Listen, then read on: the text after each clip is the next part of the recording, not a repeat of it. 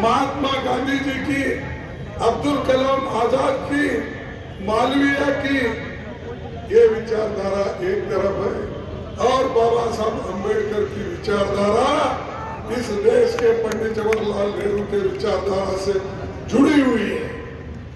इसीलिए लोकतंत्र को अगर किसी ने मजबूत किया वो पंडित जवाहरलाल नेहरू जी ने किया और उसी के विचारधारा पर हम आगे बढ़े और देश में इतनी तरक्की उन्होंने की जिस देश में एक सुई तैयार करने की कारखाना नहीं था उस जगह रॉकेट तैयार करके इंदिरा गांधी ने भेजा, ये सबको मालूम है।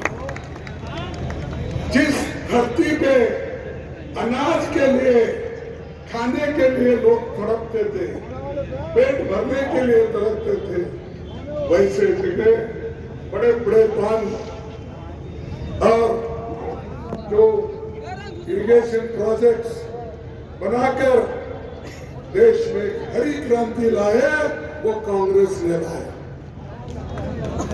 उसी ढंग से इस देश में जो दूध का बहुत बड़ा किल्लत थी, उस दूध को आज अमूल बहुत से कोऑपरेटिव सोसाइटी में भी उनके स्टेट में जो बनते हैं, ये सब व्हाइट रेवोल्यूशन जिसको बोलते हैं, वो भी पंडित जवाहरलाल नेहरू और इंदिरा गांधी जी की देन है। हम सोचना चाहिए, सिर्फ अगर इमोशन में आके जो मोदी कहते हैं या कोई और दोस्त कहता है, उससे देश का फर्क पड़ने वाला नहीं।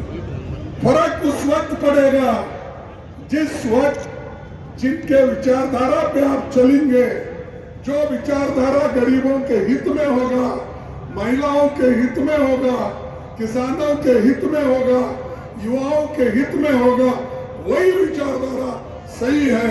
और उसी के ऊपर आज गठबंधन के सभी लोग एक होकर आगे बढ़ रहे हैं और बीजेपी सपना देख रही है।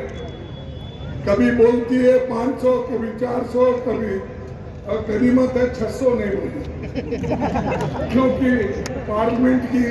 पार्लियामेंट की संख्या होती है 543 और ये बोलते हैं 400 पार, कभी बोलते हैं उनके शिष्य लोग 500 पार, गलती से ये न बोले कि 600 पार।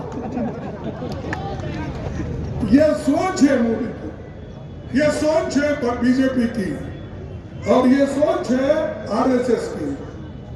मैं आप तमाम से अपील करूंगा, सबसे महत्व इस देश में अगर कुछ है तो वो लोकतंत्र और संविधान सबसे बड़ा है। अगर आप को छोड़ेंगे तुमको कोई पूछेगा नहीं। हुकुमशाह राजे महाराजे आएंगे, लेकिन तुम्हारे घर पे वोट मांगने के लिए कोई नहीं आएगा। अगर जमहूरियत नहीं, लोकतंत्र नहीं, तो तुम खत्म।